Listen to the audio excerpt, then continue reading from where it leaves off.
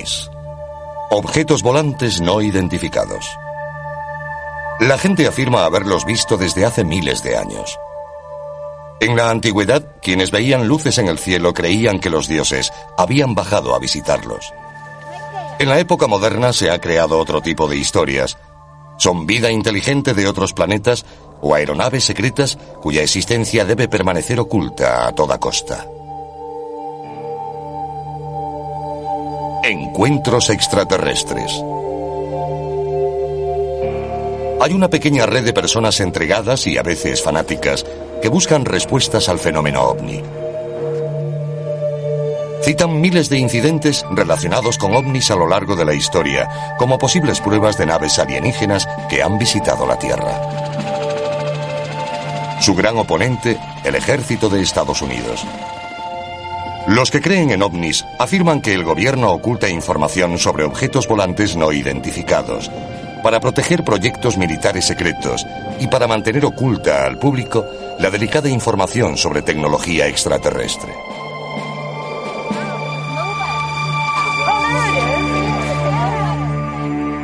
En marzo de 1997, miles de personas vieron inexplicables luces en el cielo de Phoenix, Arizona. Algunos creen que presenciaron el vuelo de una gigantesca nave extraterrestre sobre sus cabezas. Estas mujeres dicen haber encontrado una nave militar de la era espacial en una carretera a las afueras de Houston. Afirman haber sufrido misteriosos problemas de salud a consecuencia del encuentro. ¿Tienen estos observadores pruebas de encuentros con ovnis? ¿Está el gobierno de Estados Unidos involucrado en una conspiración para ocultar información sobre los ovnis? ¿O quedarán archivados para siempre como sucesos inexplicables? Durante la segunda semana de marzo de 1997, muchos residentes de Phoenix vieron extrañas luces en el cielo. Cada noche, alrededor de las 9, solía aparecer un curioso despliegue. A lo largo de la semana, comenzó a extenderse un rumor por toda la comunidad ovni. Teléfonos móviles, buscas y páginas web corrieron la voz de actividad inusual en el cielo de Phoenix. Tom King, armado con su extraña pero profesional cámara casera, se fue a la reserva india de Gila River para ver mejor las luces. La observé durante unos segundos y pensé, esto no es un avión, no sé qué es. Vamos a por estas cosas. Corrimos hasta los coches y cogimos nuestro equipo de vídeo. Regresamos allí arriba con el vídeo, el telescopio, los prismáticos y todo lo demás. Entonces empezamos a grabar y la primera luz se apagó. Unos 10 minutos después se encendió toda una formación. Luego volvieron a aparecer y esta vez eran más. Entonces apareció otra cerca de donde había aparecido la primera luz. Y un minuto después, una mujer gritó, ahí hay otra. No sabía cuál filmar, porque estaban muy alejadas entre sí. Pero entonces comenzaron a venir más, hasta un total de 4, y dije, este es un avistamiento importante, porque esto no sucede normalmente. Aquellas cosas tenían el tamaño aproximado de un pulgar extendido. Eran como soles naranja, muy brillantes, pero no iluminaban nada de lo que había a su alrededor. There's 4 of them. Look at there's 3 of them all together. I got the third one popping. Over to your left. There's one behind the chimney. One just flared up. I got 4 of them. Major sighting here. No, there's 5. Oh! Another one just showed up. Whoa! Maybe somebody's setting up lights. No, those are in the sky. Holy. Mike Kerston observó las luces desde 65 kilómetros al norte de la posición de Tom King. Durante más de 3 minutos, Kerston grabó la emocionante aparición. Cuando vi la luz pensé, voy a grabarla, así podré mostrársela a alguien que pueda decirme qué es. Mientras lo hacía comenzó toda esa exhibición y secuencia de luces. Fue como si me hubiera tocado el premio gordo.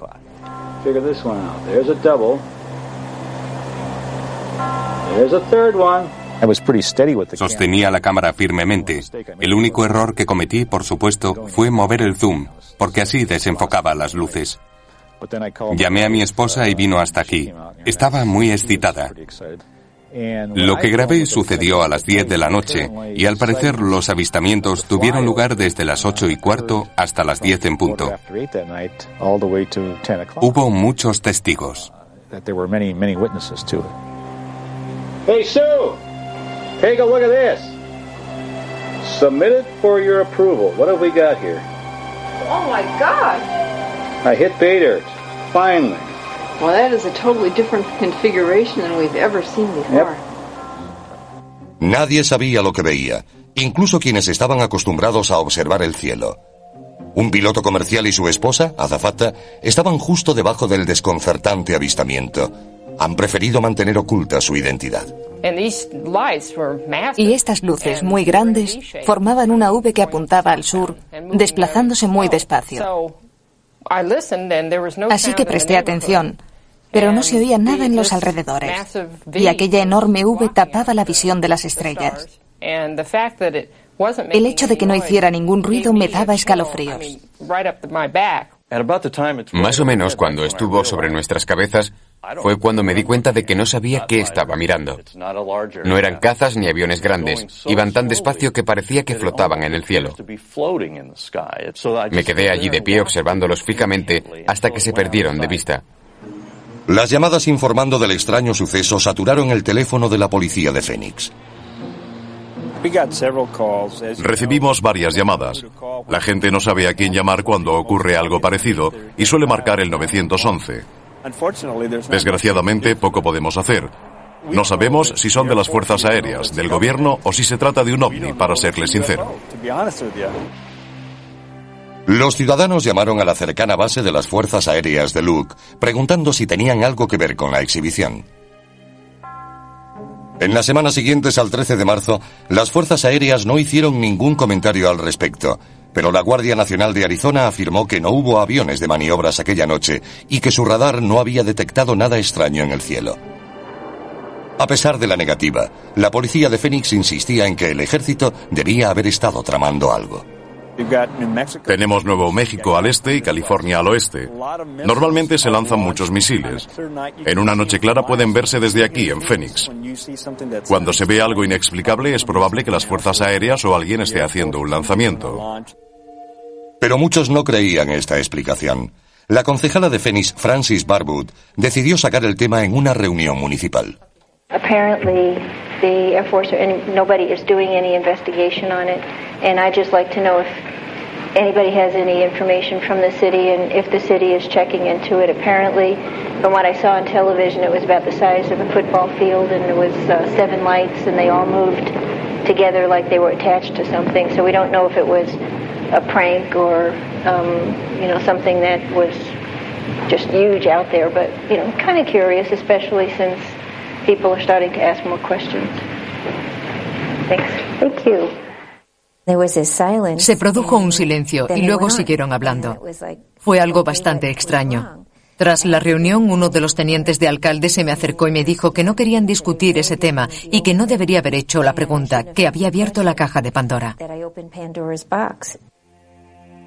Después de la reunión, Barwood fue ridiculizada por la prensa y por algunos colegas del ayuntamiento. Para la concejala Barwood y muchos ciudadanos desconcertados, quedó claro que la ciudad no tenía intención de tomarla en serio o de abrir una investigación. ¿Qué vieron miles de testigos en el cielo la noche del 13 de marzo? ¿Era un gigantesco platillo volante de otro mundo o algo más? La comunidad ovni cree que alguien del ejército tiene que saber la verdad.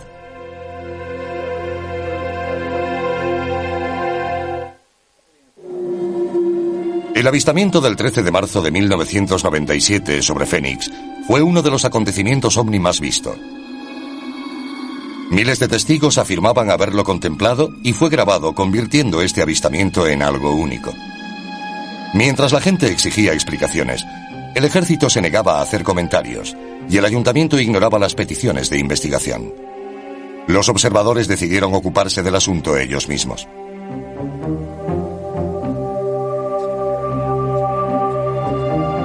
Ted Lohman fue uno de los más prominentes investigadores de ovnis que participó en el asunto. Lohman es un metalúrgico que a finales de los años 80 se quedó casi ciego por un accidente laboral.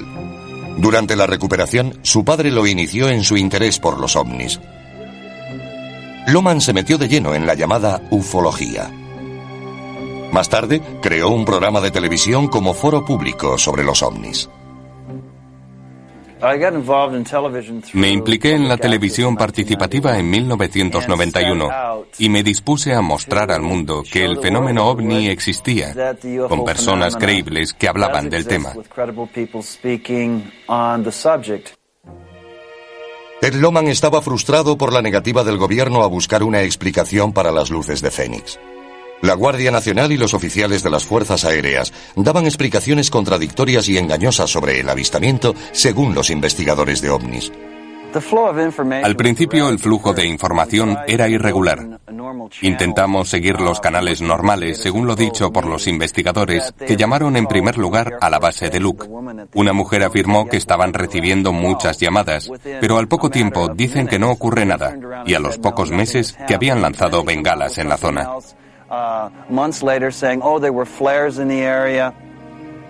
La Guardia Nacional de Arizona había dicho en principio que no tenía aviones en el cielo el 13 de marzo. En mayo, después de que el periódico USA Today publicara un artículo sobre el incidente, cambió su historia diciendo que la Guardia Nacional de Maryland había lanzado bengalas sobre el campo de tiro de Gila River en unos ejercicios. Lohmann decidió mandar a analizar el vídeo de las luces de Fénix para ver si esta nueva explicación podía ser confirmada. Cuando recibes algo como las luces de Fénix, hay que ponerlo en manos de expertos. Contacté con Jim Diletoso, en quien confiaba que estudiaría el fenómeno con la mente abierta y que me diría lo que pensaba en realidad.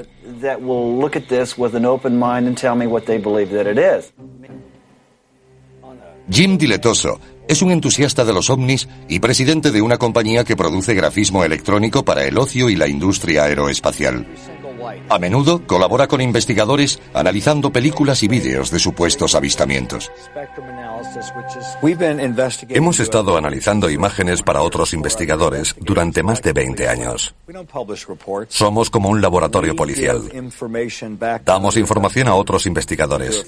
Lo hacemos para gente de Rusia, Brasil, Florida y Canadá.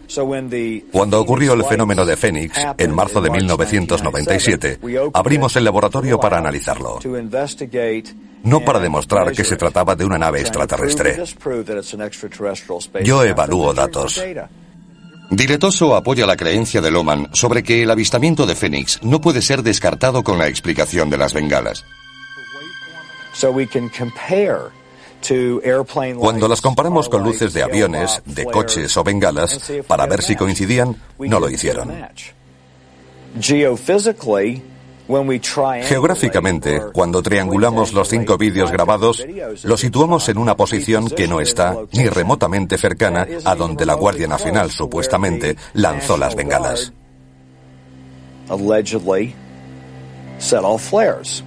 Tan solo duraron 10 minutos, y este suceso tuvo lugar durante horas, la noche del 13 de marzo. Muchos testigos discuten la posición donde el ejército afirma que fueron lanzadas las bengalas. También insisten en que las luces no iluminaban las montañas circundantes del modo en que lo habrían hecho las bengalas. Me gustaría decir que las luces que nos sobrevolaron esa noche no fueron bengalas. Yo he lanzado esas bengalas desde mi helicóptero en Vietnam. He visto las que se arrojan desde los cazas y oscilan de una forma muy característica. Van suspendidas de un paracaídas y es imposible que mantuvieran la perfecta formación en V mientras surcaban el cielo. ¿Eran bengalas? Posiblemente fueran del ejército o de la Fuerza Aérea. Pero creo que se trataba de algo más. Lo que sucedió fue un espectáculo para la gente en la zona de Fénix. Duró demasiado tiempo para ser unas simples bengalas.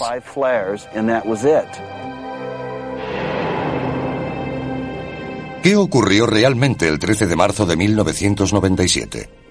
¿Vieron los miles de residentes de Fénix pasar sobre ellos una nave extraterrestre entre las 8:30 y 10 de la noche? Los escépticos cuestionan las técnicas de investigación de los llamados ufólogos. La responsabilidad de probar el suceso ovni reside en la persona que cuenta la historia, no en la que intenta desacreditarla. Tanto en la ciencia como en la vida real, las pruebas deben ser tales que no haya otra explicación más lógica, más fácilmente aceptada o más verosímil. Meses después, la Guardia Nacional de Arizona dio finalmente una explicación oficial a las luces de Fénix. Afirmaron que los avistamientos se debieron a una unidad aérea de maniobra sobre el sur de Arizona. La grabación de las 8:30 mostraba una formación de aeronaves por la zona. Más tarde, alrededor de las 10 en punto, se trataba de bengalas lanzadas por la Guardia Nacional de Maryland sobrevolando el sudeste de Phoenix. Todo lo que vio la gente fue un grupo de luces. Hubo quien las unió imaginando un objeto. Incluso algunos en la comunidad ovni dicen que las bengalas podrían haber sido las responsables de los avistamientos de las 10 en punto, pero afirman que los aviones convencionales no podrían haber producido la formación en V, vista por los testigos entre las 8 y las 10. El patrón parece militar, pero la gente tenía una impresión muy diferente de lo que sucedió a las 8:30. Si observamos la trayectoria de vuelo, algo muy importante, y trazamos una línea hacia el noroeste de Henderson, Nevada, nos lleva a la base aérea de Nellis y al Área 51. El Área 51 es la Shangri-La de la comunidad ovni. Una base militar secreta en el desierto de Nevada que no aparece en ningún mapa del gobierno. Creen que el gobierno esconde muchos de sus secretos sobre ovnis en la famosa base. Los primeros informes llegaron del noroeste y directamente de acuerdo con esa línea. Hubo muchas especulaciones acerca de algo procedente de la base aérea de Nellis o Área 51, un avión espía supersecreto que vino en esta dirección. Estos observadores no están seguros de qué provocó las luces del 13 de marzo. Las teorías de aviones espía proliferan junto a las de naves extraterrestres, pero todas coinciden en pedir que el gobierno muestre al público la información que posea. Creo que hablo en nombre de la mayoría de la gente del campo de la ufología al decir que queremos la verdad. Quizás deseemos no haberla sabido una vez sea revelada, pero queremos que todo salga a la luz. Mucha gente, incluida al menos una concejala, pide una investigación sobre lo que sucedió. Yo pago con mis impuestos el combustible y los aviones, y cuando tengo serias preguntas y pruebas de algo, exijo alguna respuesta. Pienso que hay una ley no escrita por la que no se pueden preguntar estas cosas cuando formas parte del concejo. Se han reído de la gente que afirma haber visto algo. Yo nunca he visto nada, pero obviamente algo sucedió aquella noche. Cientos de personas me han contado lo que vieron y todos describen lo mismo. Allí hubo algo. A pesar de la demanda de la comunidad ovni, el ejército ha insistido en que no tienen nada más que decir sobre las luces de Fénix de marzo de 1997.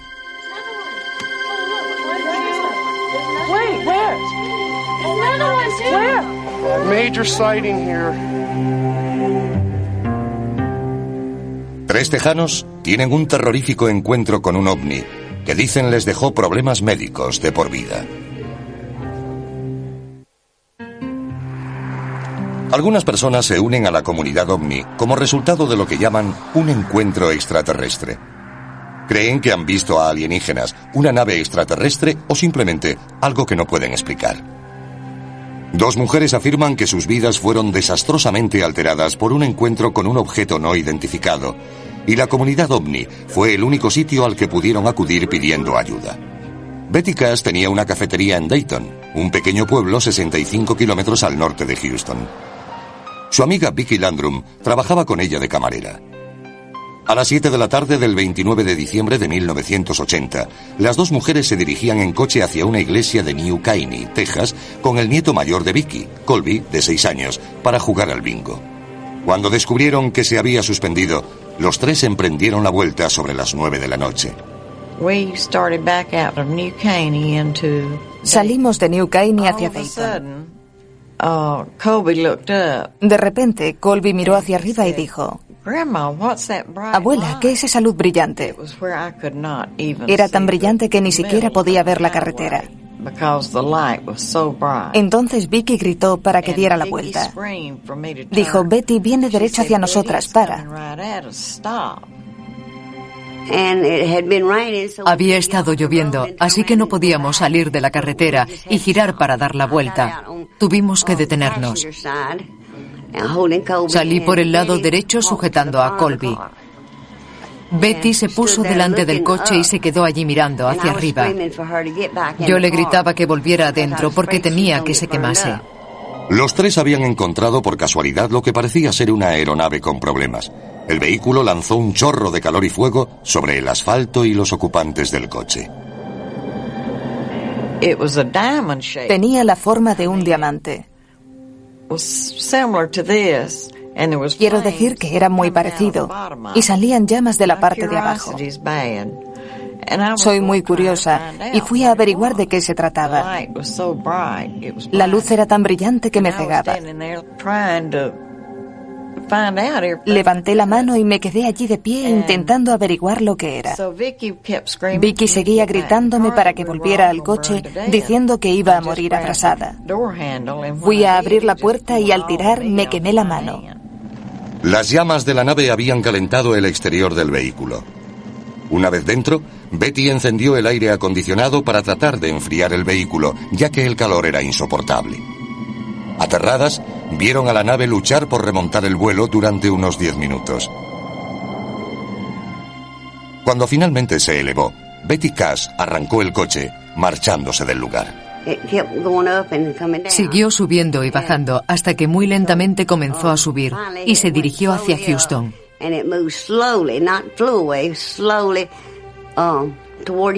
A medida que nos marchábamos, comenzamos a ver helicópteros. Y no eran de los pequeños, sino de los que utilizan para lanzar a paracaidistas. Conté 23.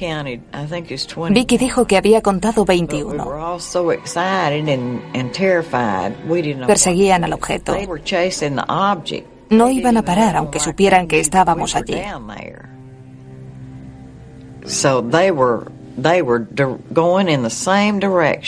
Iban en la misma dirección del objeto y no perderían tiempo en bajar. Betty Cash condujo a toda velocidad para huir de la nave mientras Vicky Landrum trataba de consolar a su nieto. Pero a medida que bajaban por la carretera rural, se cruzaron varias veces con la extraña caravana. Después de haber conducido durante unos 12 kilómetros, vimos un grupo de helicópteros que volaban con las luces encendidas. Eran de los grandes. Betty Cash, a pesar de las graves quemaduras de su mano, cuello, cabeza y pecho, se las arregló para conducir hasta Dayton. Vicky tenía quemaduras en la cara, Colby en la espalda. Deshidratados, los tres bebieron agua y contaron a sus familias y amigos lo sucedido. El hijo mayor de Betty, de 20 años, trató de convencerla para ir al hospital. Cuando las noticias locales no comentaron el suceso, ella decidió esperar. Me pidió que fuésemos esa misma noche cuando le conté lo sucedido.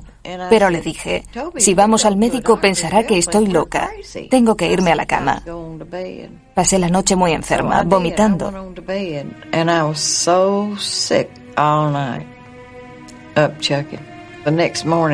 A la mañana siguiente, cuando desperté, había grandes mechones de pelo en mi almohada. Tenía ampollas por toda la cara. Durante varios días, las mujeres rechazaron atención médica temiendo no ser creídas. Pero cuando el estado de Betty empeoró, cedió y los tres fueron al hospital. No sabíamos que estaba tan mal. Y cuando fuimos al hospital, el niño lo contó todo. Aunque yo se lo había advertido, dijo, me vas a regañar, pero le voy a contar al doctor lo que nos ha pasado. Los doctores estaban desconcertados ante la causa de las extrañas quemaduras de Colby, Vicky Landrum y la más grave de los tres, Betty Cash. Las enfermedades que sufrió 3 semanas después de la exposición fueron las típicas provocadas por la radiación. Perdió la piel y el pelo de la zona expuesta. Tenía diarrea, vómitos, todos los síntomas clásicos. No pienso que se lo inventara. No hubiera podido hacerlo, porque no lo sabía. Sufría exactamente lo que podría describirse como una exposición a la radiación de 2º o 3er grado.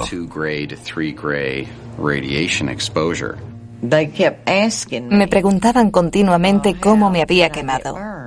Yo no tenía ni idea de que aquel objeto probablemente me había envenenado por radiación. Todo lo que sabía en aquel momento era que la radiación se utilizaba para tratar el cáncer. Betty permaneció hospitalizada durante más de un mes por sus lesiones. Tras recibir el alta, no pudo seguir trabajando y se vio forzada a cerrar su restaurante. Desde el principio, solo ha sufrido pérdidas. Estaba en la ruina por la enfermedad que tuvo después de estar expuesta a la radiación. Le he estado dando su medicación durante años, intentando ayudarla a superar todo esto. Más tarde apareció un cáncer de mama y hubo que practicarle la mastectomía. Además, no tenía seguro, ni las dolencias las hubiera cubierto ninguna prima a principios de los años 80. Las lesiones de Vicky Landrum y Colby, que no fueron tan severas, les dejaron problemas en la piel y la vista para toda la vida. Desesperadas, las mujeres escribieron al senador Lloyd Bentsen y al congresista Charles Wilson para pedir ayuda médica y respuestas. Recibí contestación de Lloyd Bentsen y Charles Wilson diciendo que fuésemos tan pronto como pudiésemos. Diciendo que en la base de las Fuerzas Aéreas de Bergstrom sabían todo lo ocurrido y que tendrían mucho gusto en ayudarnos en cuanto les fuera posible. Nos dijeron que podríamos conseguir ayuda médica allí, así que fuimos. Pero nos trataron muy mal. Los oficiales de la base aérea de Bergstrom les dijeron que no sabían nada del incidente, informándoles que su único recurso era demandar al gobierno de Estados Unidos por daños y perjuicios. Sin embargo, extrañamente, los militares intentaron en repetidas ocasiones comprar el vehículo de Betty Cash, pero ella se negó. A medida que la noticia del incidente se difundía por Dayton, Betty y Vicky se sentían discriminadas por sus vecinos. Un sacerdote se ofreció a ir a casa de Vicky Landrum para rezar con ella, pero no lo aceptó. Fue entonces cuando las mujeres acudieron a la comunidad ovni pidiendo ayuda.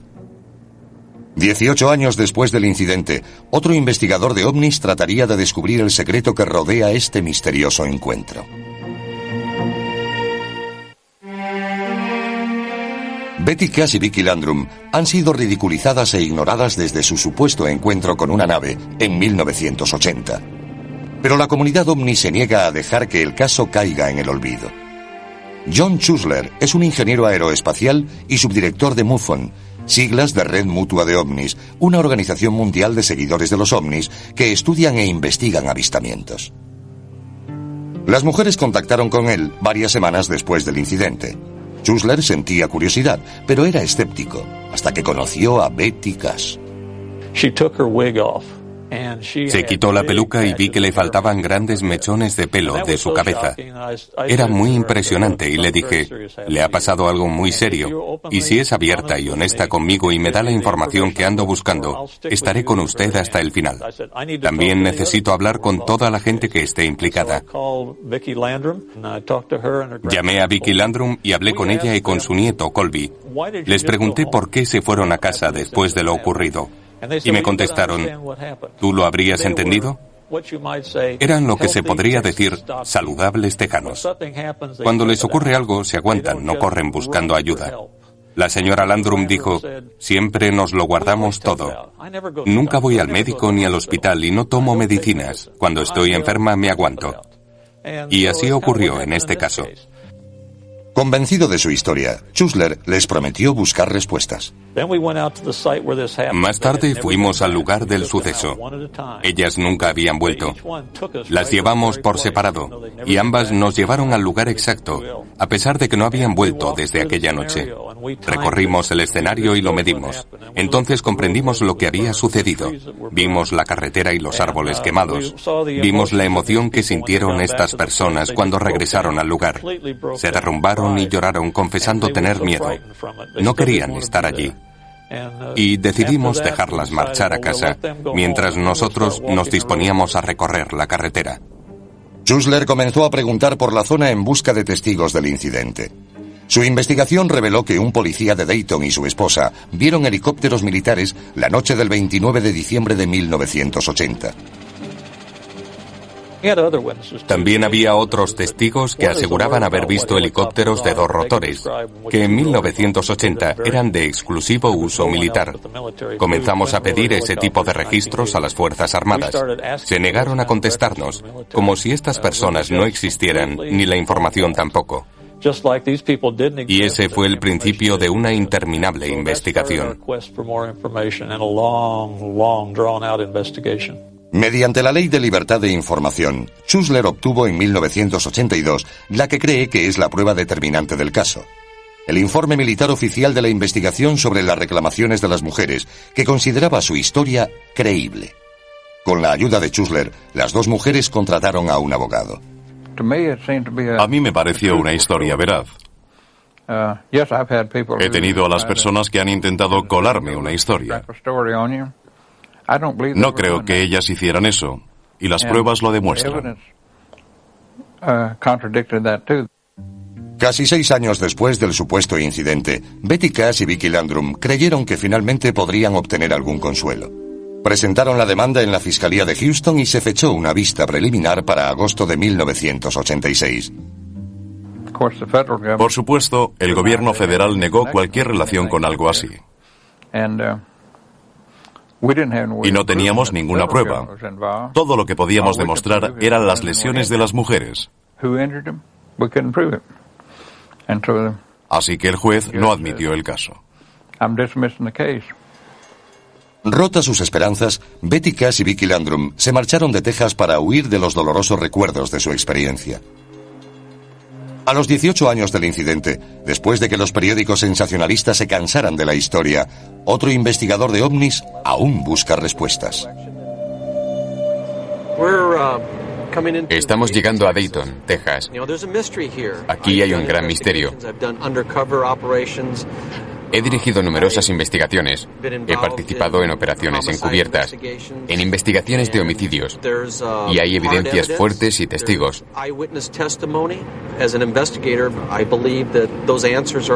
Como investigador, espero descubrir información que pueda desvelar este misterio y añadir otra pieza al puzzle de lo que sucedió el 29 de diciembre de 1980. Ken Storch es policía de Denver, miembro del MUFON y exsargento de las Fuerzas Aéreas. Durante su servicio militar, Storch afirma haber sido forzado a firmar un documento que le prohibía hablar sobre incidentes de ovnis. Su involuntaria participación en una supuesta ocultación del gobierno le hizo comprender la experiencia de Betty Cash y Vicki Landrum. Betty Cash, Vicki Landrum y Colby pasaron esa curva y se encontraron de frente con algo desconocido. Se trataba de un objeto brillante con forma de diamante que emitía una fuente de potencia de alta intensidad, según ellas, una llama.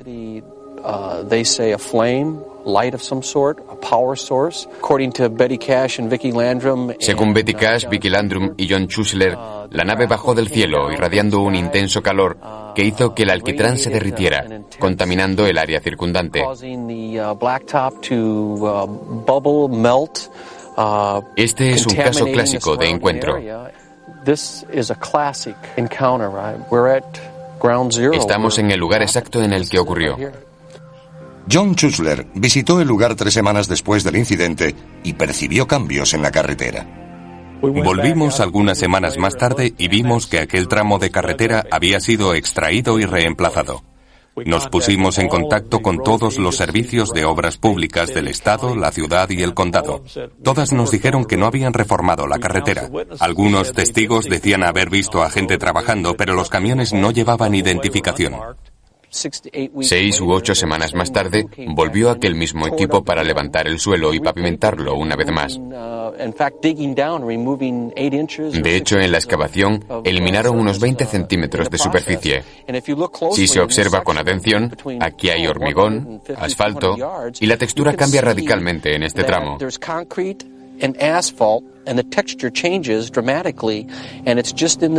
No es como el resto de la carretera. Storch percibe que los cambios hechos al asfalto van en paralelo con pequeños árboles que flanquean la carretera. El crecimiento de estos árboles indica que son muy jóvenes, y algo más lejos, los árboles tienen unos 40 o 50 años, quizá más. La falta de árboles en esta zona indica que han sido retirados. ¿Por qué? Los investigadores creen que el ejército reparó la carretera para ocultar las pruebas del inexplicado encuentro de Betty Cash y Vicki Landrum. Creo que aún hay pruebas por descubrir. Y verdaderamente espero que manteniendo este tema en el candelero, manteniendo la presión, seamos capaces de conseguir esas respuestas y encontrar al testigo que diga: yo piloté ese helicóptero, estaba allí y me siento mal por lo que le sucedió a esas dos señoras. Creo que es muy importante para los grupos civiles que estudian el fenómeno ovni continuar trabajando en esto, a menos que haya una razón para no hacerlo, como una declaración por parte del gobierno. Y cuando la gente tiene encuentros con ovnis, necesita ayuda.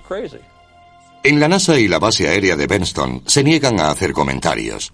Betty y Vicki creen que el gobierno estadounidense les ha mentido acerca de su implicación desde el principio. Han arruinado mi salud. Han arruinado mi vida.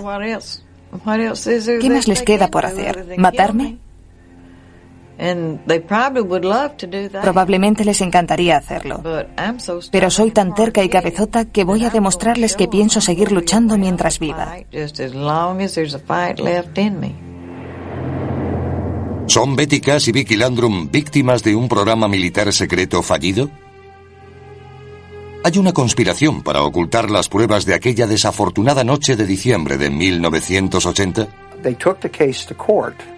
Llevaron el caso a los tribunales. Perdieron en el Tribunal Federal. No pudieron demostrar que lo ocurrido pudiera ser el resultado de alguna acción del gobierno.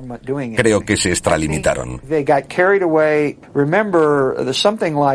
Hay que recordar que casi el 10% de los casos relacionados con ovnis son inventados por gente que informa sobre sucesos, que sabe que no son ciertos.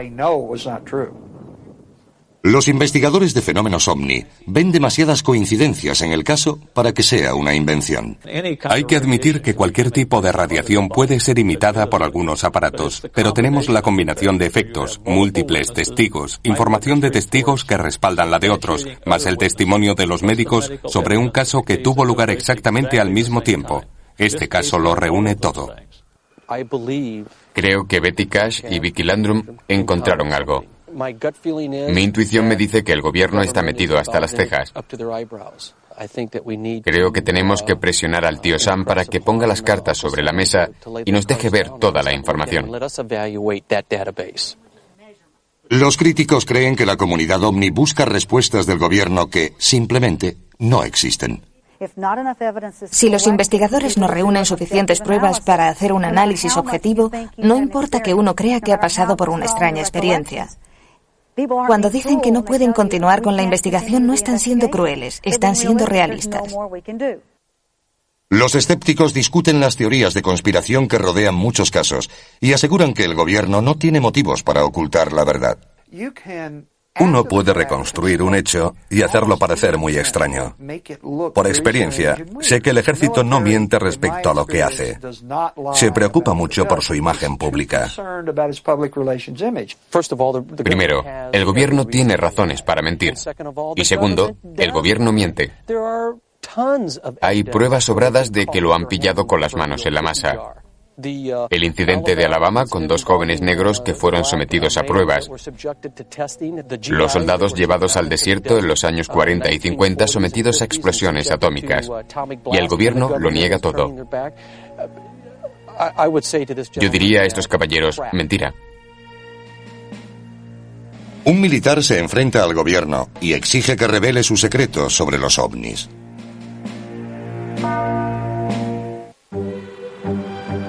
Por todo Estados Unidos y el mundo, los entusiastas de los ovnis se reúnen para intercambiar historias, compartir información y lamentarse por la negativa del gobierno a comentar este misterioso fenómeno. Uno de los críticos más elocuentes del secretismo del gobierno es el sargento mayor retirado Robert Dean, que durante los años 60 tuvo un alto cargo en la OTAN. Dean afirma haber visto un documento militar altamente secreto que contenía información sobre incidentes con ovnis que casi desencadena la Tercera Guerra Mundial.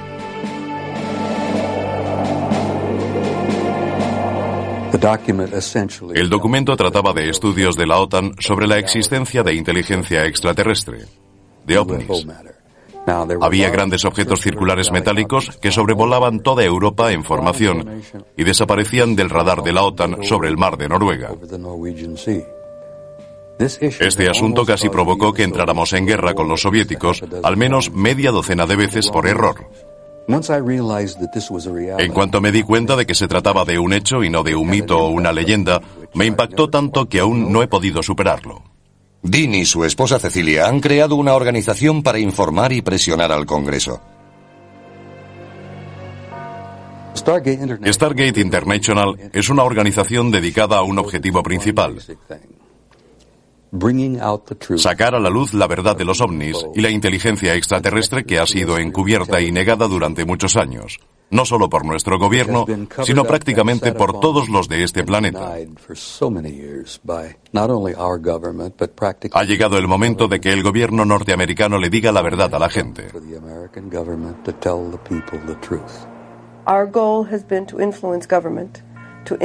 Nuestra meta ha sido influir en el gobierno y en el Congreso para conseguir audiencia, logrando quizás no el hecho de que revelen información y pruebas actuales de la existencia de ovnis, sino que al menos nos den la oportunidad de que lo hagamos nosotros. Robert Dean cree que la política del gobierno de negar la existencia de ovnis y ocultar pruebas viola los derechos constitucionales de sus ciudadanos. Juré dar mi vida, si era necesario, para defender la Constitución de Estados Unidos. Y no me lo tomé a la ligera. He estado en muchas guerras, muchas que la gente ni siquiera conoce. Y para mí está muy claro que nuestro proceso constitucional está literalmente en peligro por esas mentiras y tapaderas, por 50 años de engaños.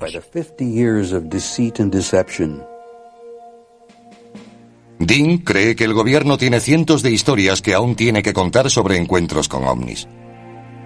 Según Dean, la conferencia de prensa de las Fuerzas Aéreas estadounidenses de 1997 respecto al accidente de una nave alienígena en Roswell, Nuevo México, fue otro engaño. We are very, very proud of this report. We think in our office that this answers lots of questions and it answers them logically and with integrity. Me refiero a lo absurdo de las recientes declaraciones de las Fuerzas Aéreas sobre Roswell. Primero se trataba de un globo, luego no lo era, y más tarde sí, pero de un tipo diferente. Ahora dicen que lanzaron muñecos para simular accidentes por la zona. No importa que aquello sucediera hace 10 años. Les digo a ustedes y a los espectadores que la gente no va a tolerar esto por más tiempo.